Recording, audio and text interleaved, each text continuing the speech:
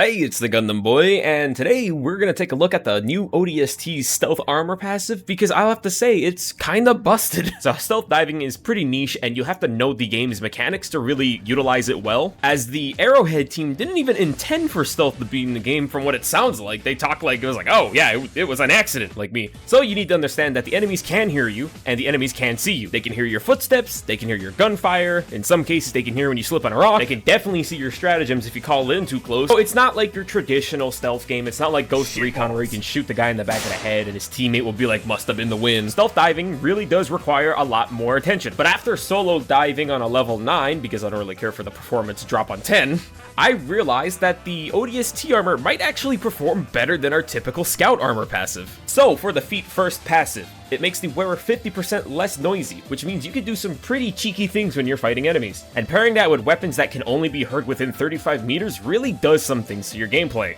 But I can say it as much as I want, but I'm gonna show it to you because you need to see this. So at this POI, there was a automaton on this turret. This guy is the only dude who can call for backup, so I killed him. I eliminated any threat of this guy calling for backup, which means I can easily pick off everybody else. The POI nearby didn't even hear a thing, so I started up the fuel pumps with no problem. Another example of the feet first passive working its thing is right here where I fell would have alerted everybody. But because of the fact that I make no noise, nobody heard a thing, so I was able to sneak away with no problem. While I was moving towards my next objective, there was a couple of enemies that were blocking my path, but they were spread out fairly well, so I could pick off everybody without alerting them, as this SMG's detection range is way smaller. So then I picked off the last berserker and moved on.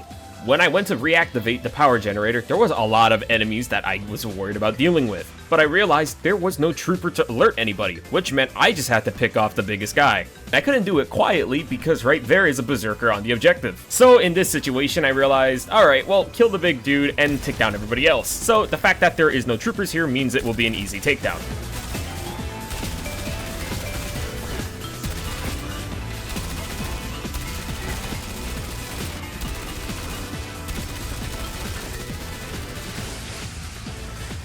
And just like that, I was able to clear out the objective, and with the SMG weapons, I didn't even alert any of the nearby enemies. I got a little too cocky and I wasn't paying attention, but a factory shredder actually saw me, as they have a way bigger range for seeing you, so I had to just kind of skitter away.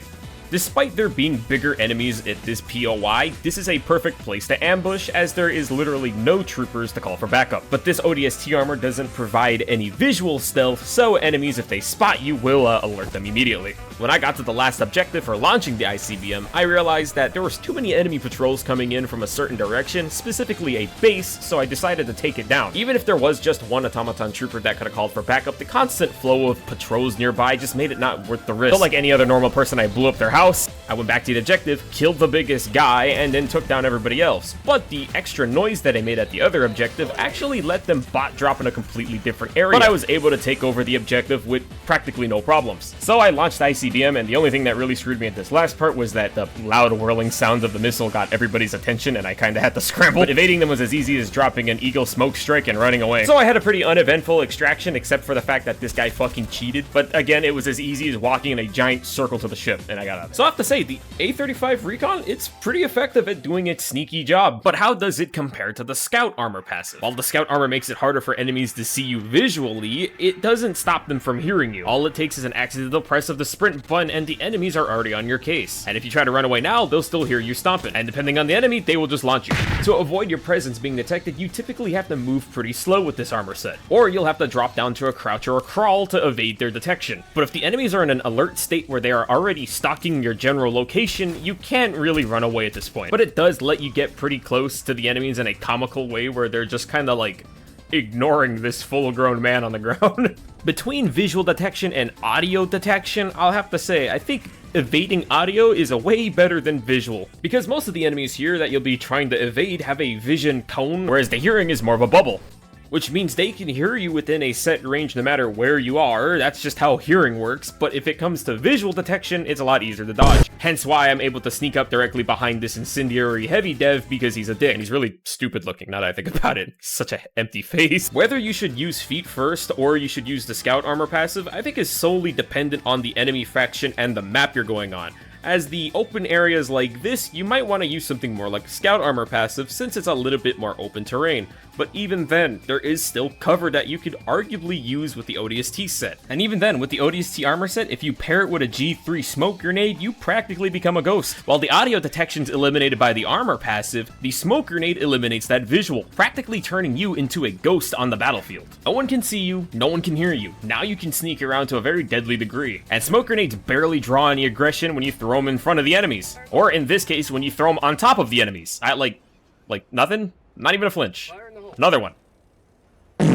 Nothing. Alright, well, he doesn't care. So while I wouldn't recommend throwing your smoke grenades at the enemy, because that might just be a bad idea in general, if you're trying to do a stealth run, these two pieces of equipment can be very useful and synergize pretty well. At least until the smoke fades away, then now you're kind of in the open. This armor set did pretty well when I was using it on the Illuminate front on a level 9. I was able to actively sneak around the cities because it's so much more chaotic. Siege soldiers fighting, civilians running around, it really allows you to just kind of slink past the combat. With the mega city's never-ending corridors, it always assures that you'll have some form of cover to hide behind. And since I was still using the suppressed weapons to sneak around, even when I was caught off guard by a few voteless, the suppressor actually minimized any aggro. It feels like these two armor passives are a split of a whole, their other half. While they both allow you to sneak around in their own special way, I think I like the feet first passive just because it allows you to sneak way faster than if I was to be sneaking in the other armor. Breaking visual contact is really easy in this game, but I think evading audio detection overall is just way better. Covers a dime a dozen in this game. There's no audio suppressing weapons or grenades that we have. But that's just my personal experience with the armor set. Like I said, stealth is very niche. You have to play it a very specific way, and it takes a lot more attention to just annihilating that direction. But there is a lot of times where you'd want to use stealth, and I think this armor set is a good one to do that in. But that is the end of my video. Let me know what you guys personally think. Also, I'm not hating on the Scout Armor passive. That thing is also really nice. But have a good one.